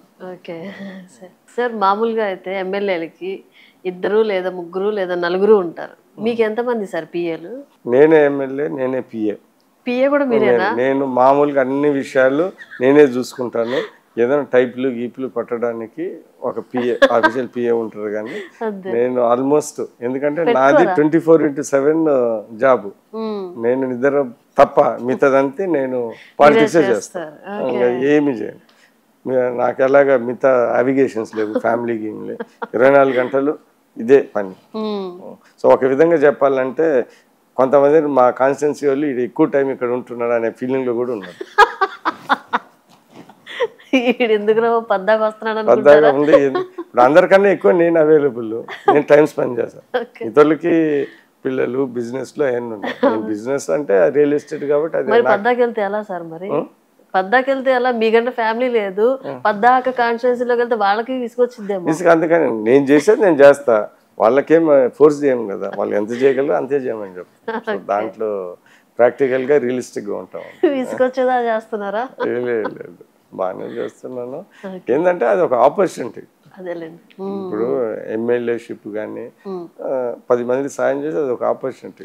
సో అది నేను అదృష్టవంతుని, ఎందుకంటే 20 ఏళ్లలో 15 సంవత్సరాలు అంటే విత్ దిస్ టర్మ్ 20 years అవుతుంది, 15 years నేను పవర్లో ఉన్నా. నేను ఎవరికో ఒకరికి చేయగలిగిన శక్తి అవకాశం వచ్చింది, అది మ్యాక్సిమం చేయను. రిలాక్స్ అయ్యే టైంలో ఎలా రిలాక్స్ కావాలా, సో ఇప్పుడు మనకు టైం ఉంది కాబట్టి అందుకని అది మైండ్లో పెట్టుకొని బాగా ఒక సెకండ్ పోకుండా యూజ్ చేస్తాను. 20 సంవత్సరాలుగా ఉన్నటువంటి ఎమ్మెల్యే అంటే ఎవరు లేరు, ఓకే, మీరున్నారు ఇప్పుడు ప్రస్తుతం. సో మీరు రిటైర్ అయిన తర్వాత ఏం చేస్తారు? అంటే ఇప్పుడు 20 ఏళ్ళు అంటే అదొక అదృష్టం అండి. మా కాన్స్టిట్యున్సీలో 20 ఏళ్ళు ఉండటం చాలా కష్టం. రాబోయే కాలంలో కూడా ఎవరైనా ఉంటారని నేను కూడా ఊహించుకోవటం. ఒకటేంటిదంటే మీరు అర్థం చేసుకోవాల్సింది రిజర్వ్డ్ కాన్స్టిట్యున్సీ. రిజర్వ్డ్ కాన్స్టిట్యున్సీలో ఎవ్రీ 5 years మీరు వేరే కాన్స్టిట్యున్సీ చూస్తూ ఉంటే అనేక కారణాల వల్ల షిఫ్ట్ అవుతూ ఉంటాను. నేను 20 years అంటే గవర్నమెంట్ జాబ్లో ఫుల్ టైం రిటైర్మెంట్ తీసుకున్నాను. సో నేను రిటైర్మెంట్ అంటే నేను పాలిటిక్స్లో రిటైర్మెంట్ లేదండి, ఉండదు. పాలిటిక్స్లో నాకు నచ్చినవి 2 విషయాలు, జనాలకి హెల్ప్ చేయొచ్చు. 2 విషయాలు ఏంటిదంటే రిటైర్మెంట్ అనేది ఉండదు. రెండోది, నువ్వు 60 ఏళ్ళు ఉన్నా కానీ నువ్వు యంగ్ డైనమిక్ లీడర్ అంటారు. సో ఈ ప్రొఫెషన్లో అది 60 ఏళ్ళు ఉన్నా కానీ నువ్వు యంగ్ అంటారు, డైనమిక్ అంటారు, రిటైర్మెంట్ లేదు. సరే ఎమ్మెల్యే కావచ్చు, ఎమ్మెల్యే కాకపోవచ్చు, కానీ పాలిటిక్స్ అనేది నీ వ్యక్తిగత విషయం. ఏ లెవెల్లో అన్నా కానీ నువ్వు ఇన్వాల్వ్ కావచ్చు. అదే దాని తర్వాత ఏం చేస్తారు? ఒకవేళ ఎమ్మెల్యే ఎల్లకాలం ఎమ్మెల్యేగా ఉండిపోరు కదా. నేను పాలిటిక్స్లో ఉంటాను, ఎమ్మెల్యే ఎల్లకాలం ఎమ్మెల్యేగా ఉంటానని నేను అంటాం లేదు. ఎందుకంటే ఎమ్మెల్యే మనం అనుకుంటేనే కాము కదా, ప్రజలు ఎన్నుకోవాలా, పార్టీలు టికెట్ ఇవ్వాలా, ఇవన్నీ జరుగుతాయి. కానీ నేను పబ్లిక్తోనే యాక్టివ్, పబ్లిక్ నేను చేయగలిగినంతసేపు చేస్తాను అనేది నా ఉద్దేశం. ఎందుకంటే పబ్లిక్తో నేను హ్యాపీగా ఫీల్ అవుతాను. మీ తర్వాత రాజకీయ వారసులు ఎవరు? నాకెవరు లేరు, పెళ్లి గిల్లి పటాకులు లేవు కాబట్టి నాకేం లేదు. ప్లస్ రాజకీయం అనేది వాలంటరీ, నేను చెప్తే అనేది కాదు. నా ఉద్దేశంలో అది వాలంటరీ సర్వీస్. సో ఎవరికి ఇష్టం ఉంటే వాళ్ళు. అంటే మా బ్రదర్ పోయినసారి ట్రై చేశాడు, అది ఆయన టాలెంట్, ఆయన ఇంట్రెస్ట్ బట్టి. తర్వాత మీ బ్రదర్ గానీ ఎవరా అంటే నా వరకు నేను ఆలోచిస్తున్నా, అందుకని నాకైతే నా సైడ్ నుంచి ఎవరు లేరు, ఎవరు ఇష్టం ఉంటే వాళ్ళు. నా సైడ్ నుంచి అయితే వీళ్ళ తర్వాత ఇది అది అనేది అదేం లేదు. సో నేను నా సొంత తప్పైనా ఒప్పైనా నా డిసిషన్ నేను కరెక్ట్ అనుకుని తీసుకునే వ్యక్తి. హ్యాపీగా అని చెప్పను, ఐఎమ్ నాట్ అన్హ్యాపీ. ఎలా ఉందంటే అది సినిమాలో డైలాగ్ ఉంది సార్, అలా ఉంది. నేను ఐఎమ్ నాట్ అన్హ్యాపీ. అంటే ఏంటంటే నేను లైఫ్ కూడా కొద్దిగా ఫిలసాఫికల్ గా చూస్తానండి. నేను కొద్దిగా చదువుకున్నాను, ఆ రిషివాలి స్కూల్లో జిడ్డు కృష్ణమూర్తి ఫిలాసఫీ ఎంగేజ్ లో ఇన్నోళ్ళము. లైఫ్ కొద్దిగా ఫిలసాఫికల్ గా చూసినప్పుడు ఫిలసాఫికల్ చూసినప్పుడు కొద్దిగా ఒకలాగా ఉంటాయి. అంటే ఇవన్నీ కొద్దిగా ఉండవు. మీ జూనియర్ కి ఎప్పుడు మీరు సలహాలు ఇవ్వలేదా జగన్మోహన్ రెడ్డి గారికి? ఆయన పాలిటిక్స్ లో ఎంటర్ అయిన తర్వాత నాకంత అవకాశము ఎక్కడ టచ్ కాలేదండి. స్కూల్లో కూడా ఇలాగే ఉండేవాళ్ళ సార్ ఇప్పుడు ఉన్నట్టే ఆ మైండ్ సెట్, మెంటాలిటీ అంతా? అంటే అప్పుడు స్కూల్లో అంత ఇది కదండి, అనదర్ స్టూడెంట్. కానీ అప్పుడు కొద్దిగా దాన్ని ఏమంటారు, ఎక్కువ మందితో కలిసేవాళ్ళు కాదని చెప్పేవాళ్ళు మా జూనియర్స్. ఎక్కువ మందిలో కలిసేవాడు కాదు జగన్మోహన్ రెడ్డి. కొద్దిగా ఇండివిజువల్ అంతవరకే నాకు ఆ రోజులలో తెలుసు. అంటే అప్పుడు ఏదో 10th క్లాస్ పేపర్లు కొట్టేశాడు అని చెప్పేసి సోషల్ మీడియాలో తిప్పుతా ఉంటారు టీడీపీ వాళ్ళు. వాస్తవేనా సార్ అది? ఏదో నేను కూడా సోషల్ మీడియాలో విన్నదే కానీ నాకు పర్టికులర్ స్పెషల్ నాలెడ్జ్ దాని గురించి ఇన్ఫర్మేషన్ ఏం లేదండి. మీ జూనియరే కదా, మీకు స్కూల్లో కనీసం ఇన్ఫర్మేషన్ ఉంటుంది కదా సార్? జూనియర్లు అప్పుడు ఏమవుతుంది, నేను ఆయన ఏం చేశాడో లేదో నాకు తెలియదు. జనరల్గా నేను ఇప్పుడు వింటామే, నాకు స్పెసిఫిక్గా దాన్ని కన్ఫర్మ్ చేయడానికి కానీ లేకుంటే జరగలేదని కానీ అంత ఇన్ఫర్మేషన్ లేదు ఆ విషయంలో. సార్ కూటమి ప్రభుత్వంలో కొన్ని నియోజకవర్గాల్లో ఈ బీజేపీ కావచ్చు, జనసేన కావచ్చు, టీడీపీ కావచ్చు, కొంతవరకు వాళ్ళు కలుపుకుపోగా మళ్ళీ వాళ్ళలో ఏదో కొంచెం డిఫరెన్స్ వస్తూ ఉన్నాయి కొన్ని. కానీ ఇక్కడ అంతా బాగున్నారు అని చెప్పేసి తెలుస్తుంది. ఎట్లా హ్యాండిల్ చేస్తున్నారు సార్ ఇక్కడంతా? ఇక్కడ అంటే నాకు ఒకటి ఏంటిదంటే, నేను 15 years అబౌవ్ నుంచి ఇక్కడ రాజకీయాలు చేస్తాను ఒకే కాన్స్టిట్యున్సీ. సో వ్యక్తిగతంగా నాకు అందరికి తెలుసు. ప్లస్ నేను వ్యక్తిగతంగా ఎవరితో కక్షలు పెట్టుకోను. సో ఏంటిదంటే ఇప్పుడున్న సందర్భంలో జనసేన పార్టీలంతా కూటమి ప్రభుత్వం ఉన్నప్పుడు నేను ఈజీగా రీచ్ అవుట్ అయ్యి నేను బ్యాలెన్స్డ్గా అందరినీ బ్యాలెన్స్డ్గా తీసుకొని వెళ్తాను. కొద్దిగా వీళ్ళకి ఎక్కువ వాళ్ళకి ఎక్కువ, ఎందుకంటే వాళ్ళు మాకు ఈసారి పూర్తిగా జనసేన పార్టీ పవన్ కళ్యాణ్ గారు మాకు మా పార్టీకి పూర్తిగా సహకరించారు. సో వాళ్ళు సహకరించిన మన ధర్మం మనం చేయాలి, ఆ ధర్మం నేను చేస్తా ఉన్నాను. సో ఆ ధర్మం కూడా నేను చేస్తున్నాననే ఫీలింగ్ వాళ్ళకు కూడా ఉంది కాబట్టి, నా గురించి వ్యక్తిగతంగా కూడా తెలుసు కాబట్టి నేను కొద్దిగా మిగతా కాన్స్టిట్యున్సీ కన్నా ఈ కూటమిని జనసేన బీజేపీని కొద్దిగా లాక్కున్నారు. చాలా మంది కూడా మంత్రి పదవి వస్తుంది మీకు అని చెప్పేసి చెప్పుకున్నారు. మీ కాన్స్టిట్యున్సీలో ఉన్న పబ్లిక్ ప్రజలు అనుకున్నారు. దాని గురించి మీరేమైనా అసంతృప్తిగా ఉన్నారా? మీకు వస్తుందని మీరు కూడా ఎక్స్పెక్ట్ చేసే ఉంటారు కదా. అంటే నేను 15 years పాలిటిక్స్లో ఉన్నాను, 4 times కంటెస్ట్ చేశాను, సెకండ్ టైం గెలిచాను. సో గెలిచిన వాళ్ళందరూ మంత్రి పదవి ఆశించటంలో తప్పేం లేదు. అందరూ అనుకుంటారు, లేకపోతే మనం అనుకోకపోయినా ప్రజలు అనుకుంటా ఉంటారు. ఎందుకంటే వాళ్ళ ఎమ్మెల్యే కొంతమందికి ఆయనే గొప్ప, మిగతా ఎమ్మెల్యేస్ గురించి. కానీ ఏంటిదంటే ఇది మంత్రి పదవి అనేది సీఎం గారి ప్రెరోగేటివ్. ఆయన ఎవరు కావాలా, ఎందుకు కావాలా, పార్టీకి ఏం పని చేశారు, వ్యక్తిగతంగా ఏం చేశారు, ఎంత లాయల్ ఉన్నారు, ప్రజల్లో ఏముంది, దాని తర్వాత కులము సబ్ కులాలు ఇవన్నీ ఉంటాయి. సో అది ఆయన డిసిషన్. సో ఆయన డిసిషన్ తీసుకొని అర్హులు చాలా మంది ఉన్నారు, ఇచ్చేది కొంతమందికే. సో ఖచ్చితంగా మీ పేరు ఉండొచ్చు, ఉండకపోవచ్చు. ఉన్న ఆశ్చర్యం లేదు, ఉండకపోయినా అసలు ఆశ్చర్యం లేదు. సో అలాగా తీసుకుంటేనే కరెక్ట్. నేను అదంగానే ఆలోచిస్తా ఉన్నాను. సో మంత్రి పదవి అనేది అదేమన్నా ఎంసెట్ ర్యాంక్ ఫస్ట్ ర్యాంక్ వస్తే మంత్రి పదవి వస్తుందని, లేకపోతే ఐఐటీలో టాప్ ర్యాంక్ వస్తే కంప్యూటర్ సైన్స్ వచ్చేది కాదు. ఇది ఒక డిసిషన్ మేకింగ్. పార్టీ అనేక ఆలోచించి తీసుకుంటారు. పార్టీకి అవసరం ఎంత, ఉన్న పరిస్థితుల్లో ఎంత, జిల్లాలో ఏంటిది, జిల్లాలో కుల సమీకరణలు ఏంటిది, ఇవన్నీ ఉంటాయి. సో ఏంటిదంటే ఏది దేని మీద ఎక్కువ ప్రామినెన్స్ ఉంటుందో మనకు తెలియదు. కొన్నిసార్లు ఎడ్యుకేషన్ మీద ఉండొచ్చు, కొన్నిసార్లు లాయల్టీ మీద ఉండొచ్చు, కొన్నిసార్లు పార్టీకి ఎంత ఖర్చు పెట్టారని ఉండొచ్చు. సో అనేక ఉంటాయి. సో దేన్ని దృష్టిలో పెట్టుకొని తీసుకుంటారో మనకు అది పరిస్థితుల ప్రకారం చేస్తారు. సో అందుకని ఏంటిదంటే ఇది all part of the game, part of the game. So దాన్ని మన చేతిలో లేని విషయం గురించి ఎక్కువ ఆలోచిస్తే మన హెల్త్ కి మనకు ఇబ్బంది. నేను అలాగ ఆలోచిస్తాను. హెల్త్ కి మంచిది అంటారా?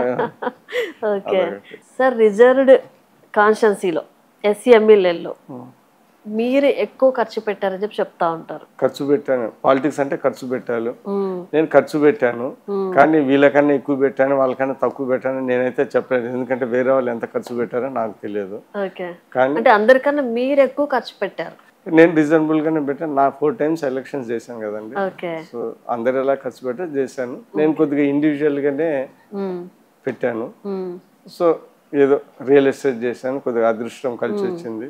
ఆ కలిసి వచ్చిన దాంట్లో ఎమ్మెల్యే కావాలనుకున్నాను. అందుకు ప్రజలకు సేవ చేయాలంటే మన పాలిటిక్స్ లో ఉన్నాను, దాంట్లో ఖర్చు అయింది. సో అందరు అన్నట్టే కొద్దిగా ఖర్చు అయితే పెట్టాను, కానీ వీళ్ళకన్నా ఎక్కువ వాళ్ళకన్నా తక్కువ అయితే నాకు తెలియదా? సుమారుగా ఎంత పెట్టుంటారు సార్? బాగానే పెట్టానండి. గట్టిగానే పెట్టారా? గట్టిగానే పెట్టాను. అంటే ఒక అమౌంట్ చెప్పరా? నాకే సరిగ్గా తెలియదు, ఇంకా లెక్కలు తెలుసుకుంటాను. ఇంకా తెలుసుకోలేదు, ఇంకా తెలుసుకుంటాను, కానీ బాగా పెట్టాను, అంతవరకు అయితే చెప్పగలను. బాగా ఖర్చు పెట్టారు. పెట్టినందుకు ఏమి ఇబ్బంది పడటం లేదు, ఎందుకంటే నేను కావాలని పెట్టుకున్నాను. నేను ఈ ప్రొఫెషన్ లో దిగాను కాబట్టి పెట్టుకున్నాను. నేను సంతోషంగా పెట్టుకున్నాను, ఎందుకంటే దీనివల్ల నాకు ఒక అవకాశం వస్తే 10 మందికి నేను అనుకున్న వాళ్ళకి సేవ్ చేయగలను. నాకు ఇష్టం ఉన్నది కాబట్టి, ఇష్టం ఉన్నది ఎంత ఖర్చు పెట్టినా కానీ దానికి ఏమి ఇబ్బంది లేదు, నేను అలా చూసుకుంటాను. Okay sir. సార్ ఇప్పుడు మీ నియోజకవర్గంలో మీ కాన్స్టిట్యున్సీలో పబ్లిక్ కి ఏదైనా సమస్యలు వస్తే, ఒక పోలీస్ స్టేషన్ కావచ్చు, ఒక హాస్పిటల్కి కావచ్చు, ఇంకా వాటర్ ఒక ఎంఆర్ఓ ఆఫీస్కి కావచ్చు, ఇట్లాంటి వాటికి కాల్ చేయాలంటే ఎమ్మెల్యేలు పిఏ ద్వారా కాల్ చేపించి చెప్తా ఉంటారు. మీ దగ్గరేమో పిఏ లేరు, ఎలా? అంటే పిఎల్ ఉన్నారండి, కానీ పిఎల్ వర్కే చేయాలి. అంటే నా పని నేను చేసుకోవాలి, పిఏ పనులు పిఏ చేసుకోవాలి. పిఎల్ అంటే టైప్ కొట్టుకోవటం, నాకు ఇన్ఫర్మేషన్ ఇవ్వటం, నా డిసిషన్ వాళ్ళు చేసుకోకూడదు. నేను చేయాల్సిన డిసిషన్ నేనే తీసుకుంటాను. నేను ఎందుకు అంటే, నేను ఎవరికైనా నా దగ్గర ఉండే ఆఫీసర్ ఫస్ట్ నుంచి చేస్తా, చేయగలిగిన పనులు ఎవరు చెప్పినా చేయండి అని చెప్తాను. నా ఫోన్ వస్తేనే చేయమని నేను ఎప్పుడు చెప్పను, ఎందుకంటే నా దగ్గర వచ్చేవాళ్ళు నా దృష్టిలో కొద్దిగా పొలిటికల్గా యాక్టివ్గా ఉన్నోళ్ళు, కొద్దిగా ఒక విధంగా చెప్పాలంటే సంస్థ తెలిసిన వాళ్ళు, పైరవీ చేయగలిగిన వాళ్ళే నా దగ్గర రాని వాళ్ళు చాలా మంది ఉంటారు. సో నేను ఫోన్ చేయకపోతే వాళ్ళకు పని చేయకుండా ఉండకూడదు. నేను చెప్పేది ఏంటంటే, నేను ఫోన్ చేసినా చేయకపోయినా కరెక్ట్ అయిన వాళ్ళు పనులు చేసి పెట్టాలి. నా కాన్స్టిట్యున్సీలో పబ్లిక్ నెగిటివ్ రాకూడదు. ఎవరైనా స్పెషల్గా ఏదైనా ఇబ్బందులు ఉన్నప్పుడు నా దగ్గర వస్తే నేను అది అనుకున్నప్పుడు నేను ఫోన్ చేస్తాను. ఎక్కువ నేను అడిగేది ఏంటంటే, నేను అతను అక్కడ వచ్చాడు, మీరు ఎందుకు చేయలేదని అడుగుతారు, అంతేగాని. సో ఎందుకంటే నా ఒపీనియన్లో రికమెండేషన్స్ చేసినప్పుడు నాకు అర్థమైంది ఏంటిదంటే, ప్రతిదీ ఎమ్మెల్యే గారు ఫోన్ చేస్తేనే, అక్కడ ఆఫీస్ నుంచి ఫోన్ చేస్తేనే పనులు చేస్తారు, లేకపోతే వాళ్ళు ఇష్టం వచ్చినట్టు చేసుకుంటారు, ఆస్కారం ఉంది. సో నేను ఎందుకంటే, నేను ఒక దానికి ఫోన్ చేస్తే మిగతా 10 పనులకు నేను చేయకపోతే అది వాళ్ళు ఇష్టం వచ్చినట్టు చేసుకుంటే ఆస్కారం ఉంటుంది. ఎమ్మెల్యే గారు ఫోన్ వస్తేనే నేను చేస్తాను అని కొన్ని స్పెషల్. నా ఫోన్ రాదు, నా ఫోన్ రాకుండానే మీరు అన్ని పనులు, న్యాయమైన పనులు మీరు చేయాలి. ఎవరైనా చేయకపోతే నా దగ్గర దృష్టికి వస్తే నేను ఫోన్ చేస్తాను, నువ్వు ఎందుకు ఆ పని చేయలేదు, ఏంటి కారణం అనేది నేను చేస్తాను. అందుకని నా ఉద్దేశం ఏంటంటే, మ్యాక్సిమం కామన్ ప్రజలకి నేను చేసినా చేయకపోయినా వాళ్ళ పనులు కావాలా అనేది నా డైరెక్షన్స్. అవుతాయి సార్, అవుతాయి. ఎందుకైతే అడుగుతాను, గట్టిగా అడుగుతాను. ఏంటంటే ప్రతిదీ మనము ఫోన్ చేయలేమండి, మనము ఒక ఇంప్రెషన్ క్రియేట్ చేయాలి. ఒక క్రియేట్ చేసినప్పుడు వాళ్ళే పని చేయాలి, సిస్టమ్ సెట్ చేయాలి.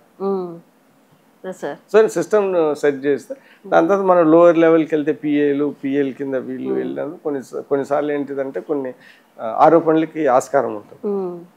వాళ్ళకి ఇష్టం వచ్చిన వాళ్ళు, కష్టం ఉన్న వాళ్ళు, లేకుండా వాళ్ళ చుట్టాలకు, వాళ్ళ గ్రూప్ వాళ్ళకి ఏది ఉన్నాయి లేని అడుగుతారు. సో అందుకని ఏంటిదంటే, నేను ఏదైనా ఇంపార్టెంట్ ఉంటే నేనే ఫోన్ చేస్తా. ఏ పబ్లిక్ అయినా కానీ, ఎంత చిన్నోడైనా ఎంత పెద్దోడైనా నన్ను వచ్చి కలవచ్చు, నేను వాళ్ళతో మాట్లాడతాను. వాళ్ళు అడిగేది అడుగుతా, నేను ఏమనుకుంటే నేను ఫోన్ చేస్తాను. సో నా కాన్స్టిట్యున్సీలో మామూలు ప్రజలకి ఈజీగా పనులు అవుతాయి, నా దగ్గర అవుతాయి, అందరి దగ్గర అవుతాయి. ఏదైనా కొద్దిగా పెద్దోళ్ళకి కొద్దిగా పనులు కాకపోవచ్చేమో, కానీ మామూలు కామన్ మ్యాన్కి అయితే ఖచ్చితంగా అవుతుంది. ఇప్పుడు చంద్రబాబు నాయుడు గారు విజయ్ కుమార్కి ఎందుకు సీట్ ఇవ్వాలి, ఒక 2-3 క్రైటీరియా నేను ఆన్సర్లు చెప్పుకోవాలి కదా నా ఆత్మకు. సో ఏంటిది, జనాల్లో బాగుంటే నాకు సీట్ ఇస్తారు. సో జనాల్లో బాగుండాలంటే రేపు ఏది సర్వే చేసినా కానీ, వాయిస్ ఓవర్ మెయిల్లో ఫోన్లో పెట్టినప్పుడు విజయ్ కుమార్ ఎంత మాక్సిమం రీచ్ అవుతారో పబ్లిక్లో, అప్పుడు నా దోస్తు. సో నేను ఎప్పుడు దాన్ని ఆలోచన పెట్టుకొని, నేను ఎమ్మెల్యే సీటుకి ఈ పార్టీలో నేను అర్హున్నా కాదా, అర్హుడిని చేయాలంటే నేను పబ్లిక్లో నాది బాగుండాలి. అందుకే నేను దాని మీద స్పెషల్గా కాన్సన్ట్రేట్ చేసి, నేను పబ్లిక్లో బాగా పేరు తెచ్చుకునే విధంగా నేను వెళ్తాను. పబ్లిక్ తో టచ్ లో ఉంటారు బాగా, వాళ్ళకి పబ్లిక్ ఎప్పుడు విసుకురాదు, లీడర్లకు వస్తుంది విసుకు. పబ్లిక్ ఎప్పుడో ఒకసారి వస్తారు, రోజు పనులు ఉండవు కదా, ఒకసారి వస్తారు, ఆసారి బాగా డీల్ చేస్తే వాళ్ళు హ్యాపీగా ఉంటారు. మా ఎమ్మెల్యే మంచివాడు, వచ్చిన వెంటనే పని చేసాడు అనుకుంటారు. దాని తర్వాత నాతో ఒక 3 సంవత్సరాలు కూడా పని ఉండకపోవచ్చు. లీడర్లకి రోజు పని ఉంటుంది. నాకు లీడర్స్ రోజు పని ఉంటుంది, వాళ్ళకి నాకు రోజు పని ఉంటుంది. వాళ్ళు చెప్పినవన్నీ నేను చేయలేను, నేను చెప్పినవన్నీ వాళ్ళు చేయలేరు. సో అంటే ఏంటంటే హస్బెండ్ వైఫ్ రిలేషన్షిప్ అది. సో అంతగా సుఖంగా అంత బ్రహ్మాండం అంటే అది ఉత్తగా ఒక చెప్పడం వరకే. ఏ చిన్న చిన్నవి ఉంటే అది ఖచ్చితంగా ఉంటాయి. అందుకని రియలిస్టిక్ గా ప్రాక్టికల్ ముందుకెళ్తాం. మీరు వివాదాలకి దూరంగా ఉంటారు అని చెప్తా ఉంటారు ఇక్కడ, అంటే గొడవలకి అట్లా వెళ్ళరు అని చెప్తున్నారు. అదే అసలు నా పద్ధతే కాదు. నా పని నేను చేయదలుచుకున్న పనికే నాకు టైం లేదు, వేరే వాళ్ళతో గొడవ పెట్టుకునేదానికి నాకు అసలు లేదు. నేను చేయదలుచుకున్న పనికే నాకు టైం లేదు. నేను చేసుకున్న పనులు చెప్పుకునేదానికే నాకు టైం లేదు. వాళ్ళు విమర్శించే టైం నాకు ఎందుకు? నేనంతా హ్యాపీగా పాజిటివ్గా, నేను ఒకటి ఏంటంటే నా దృష్టిలో నేను కరెక్ట్గా రీజనబుల్గా చేశాను. వేరే వాళ్ళ గురించి నాకు వాళ్ళు కాంపిటీటర్స్ కానీ నేను చూడను, నేను కాంపిటీటర్స్ గా చూడను. నేను పోయినసారి వీళ్ళు వస్తారు, వాళ్ళు ఎవడైనా రాని, ఎమ్మెల్యేగా ఎవడైనా రాని, ఇప్పుడు ఎవరు వాళ్ళు పెడతారు అది నేను చెప్తే బెటర్ కదా. అపోజిషన్ పార్టీ ఎవడన్నా రాని, ఎవడొచ్చినా మేము ఫేస్ చేస్తాం, మేము గెలుస్తాం, ఆ ఉద్దేశం అంతే. అది పాజిటివ్ గా. అసలు ఎవరైనా ట్రై చేశారా మీతో ఏమన్నా గొడవ పెట్టుకున్నారు ఎవరైనా? చాలా రోజు నేను బాగా నేను నాదేంటిదంటే నేను మొహం మీద చెప్పే మనిషి, సో అందుకని మొహం మీద మనిషి అంటారు, ముగ్గుసీటు మనిషి, మొహం మీద కరెక్ట్ గా చెప్పేస్తాను. మరి కరెక్ట్ గా మొహం మీద చెప్పినోడికి ఇప్పుడు గొడవలు కొన్ని గ్యారంటీగా ఉంటాయి, కానీ అదే లాంగ్ టర్మ్ లో అదే బెటర్, మొహం మీద చెప్పేయటం అనేది చెప్తాను. ప్లస్ కూడా నాకు ఇక్కడ వచ్చిన డిసడ్వాంటేజ్ ఏంటిదంటే నేను 15 ఏళ్ల నుంచి ఇన్డెప్త్ రాజకీయాలు చేస్తున్నాను, 24/7. ప్రతి ఊర్లో విషయాలు తెలుసు, మేజర్ అపోజిషన్ పార్టీ వాళ్ళ గురించి తెలుసు, ఇక్కడ వాళ్ళ గురించి తెలుసు. సో పూర్తిగా 20 ఏళ్ళ వ్యవహారాలు మొత్తం తెలిసినప్పుడు నాతో ఎక్కువ మాట్లాడలేరు జనాలు. కొత్తోడైతే అది చేసాను నేను, నాకు అన్ని విషయాలు తెలుసు, నాకు గుర్తు కూడా ఉంటాయి. సో గుర్తు కూడా ఉన్నప్పుడు కొద్దిగా ఇబ్బందికరంగా ఉంటాయి, అన్ని తెలిసిన వాళ్ళ దగ్గర మాట్లాడలేరు కదా. సో ఆ రోజు నాకు ఇది చేయలేదని నీకు ఆ రోజు అది చేశాను కదా అంట. ఎవరితైనా ఓటు వేయించుకోగలను పరిస్థితి ప్రకారంగా ఉంది. సో నేను 100 మంది ట్రై చేస్తాను. మీరు చేసిన పనే మీకు ఓటు వస్తుందని నమ్మకం మీకు? ఇప్పుడు 2 లక్షల్లో కొంతమందికి 30% ఇయ్యరు, కానీ ఎవరు మనకు ఓటేస్తారో నాకు తెలియదు. నేను 100 మంది అటోళ్ళని నేను నా మంచితనం ద్వారా, నా పనుల ద్వారా, నా పాజిటివ్ యాటిట్యూడ్ ద్వారా నేను చెప్పి ప్రయత్నించుకుంటా. ఆ 100 మందిలో 20% మారినా కానీ నాకు 30,000 15,000 వస్తాయి. కానీ ఎవరు మారుతారు అనేది నేను చెప్పలేను. సో లా ఆఫ్ యావరేజెస్ లో చేస్తాము, కొంతమంది మారుతారు, చేశారు. ఈ రోజు వచ్చిందంటే కారణం అది. నేను క్లియర్గా ఉన్నా, ఒక మంచి పని చేసినప్పుడు ఇప్పుడు ఈ క్షణంలో నాకు సపోర్ట్ చేయకపోయినా కానీ 5 ఏళ్ల తర్వాత చేసిన వాళ్ళు చాలా మంది ఉన్నారు. అంటే ఏంటిది, సీఎం రిలీఫ్ ఫండ్ ఒకవేళ అతను వేరే పార్టీ ఇబ్బందిలో అడిగారు, ఇచ్చాను. ఆ నెక్స్ట్ ఎలక్షన్ చేయలేదు, చేయకపోవచ్చు కారణాల్లో, కానీ 5 ఏళ్ల తర్వాత అదే విషయంలో గుర్తు పెట్టుకొని ఆ రోజు మంచోడు చేశారు కదా, ఈసారి అన్న వేద్దాంలే అన్ని జరిగిన ఓట్లు ఉన్నాయి. ఇలాంటివన్నీ చేస్తేనే నాకు 30,000 వచ్చింది. ఇంకా పార్టీ ఇంకా సహకరించుంటే, పార్టీ కాదు క్యాడరు, నేను 40,000 వరకు వెళ్ళేవాడిని. మధ్యలో నేను అలసిపోయాను, నాకు గెలిచిపోతున్నాను అర్థమైపోయి 30,000 చాలులే అని ఇంకా స్ట్రెచ్ చేయలేదు ఆ విషయాలు. అదే మీకు పర్సనల్ గా 30% ఉంది ఓటింగ్ ఇక్కడ అంటారు, కానీ అంటే పార్టీ పరంగా కాదు, మీకు పర్సనల్ గా 30% ఉంది. అంటే అది చెప్పాలంటే యాక్చువల్ 175, అంటే అది ఎంతవరకు నిజమో, నిజంగా 30 ఉందో 10 ఉందో 15 ఉందో నాకు పర్సనల్ నేను ఎంక్వైరీ చేసిన దాన్ని బట్టి మీ గురించి 30% అంటే 30% అంటే మనం ఎంత కష్టపడితే, ఇప్పుడు మనమేమో ఎన్టీ రామారావులో కాదు, చంద్రబాబు నాయుడు కాదు, లేకుంటే జగన్లు కాదు, ఒక చేయాలంటే మేము ఎంత కష్టపడి డెప్త్కి వెళ్ళి పని చేస్తే జనాల మీద ఇంప్రెషన్. ఇప్పుడు 30% పర్సనల్ అంటే ప్రతిపక్ష పార్టీ లీడర్ని వద్దని మాకు ఓటేయాల ఒక ఎమ్మెల్యేగా, అది చేయాలంటే అది చాలా కష్టమైన విషయం. ఇప్పుడు కొంతమంది ఉంటారు, జగన్ అభిమానులు ఉంటారు, విజయ్ కుమార్ మంచోడు అని అంటారు. కానీ ఫైనల్ గా వాళ్ళు జగన్ అభిమానులని ఓట్లు వేయచ్చు, విజయ్ కుమార్ మంచోడైనా.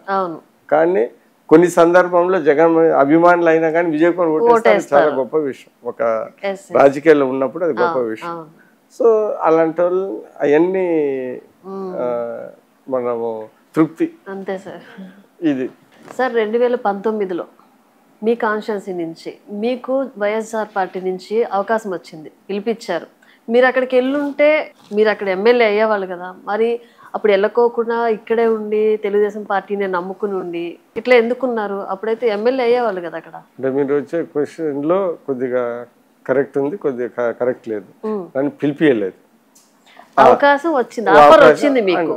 అంటే కొంతమంది అడిగారు. నేను మీకు చెప్పదలుచుకునేది ఏంటంటే 2014లో నాకు కూడా అవకాశం ఉన్నది. 2014లో మీకు అవకాశం వచ్చింది, అప్పుడు కూడా 19లో ఉన్నది. మొన్న కూడా అడిగే వాళ్ళు అడిగారు.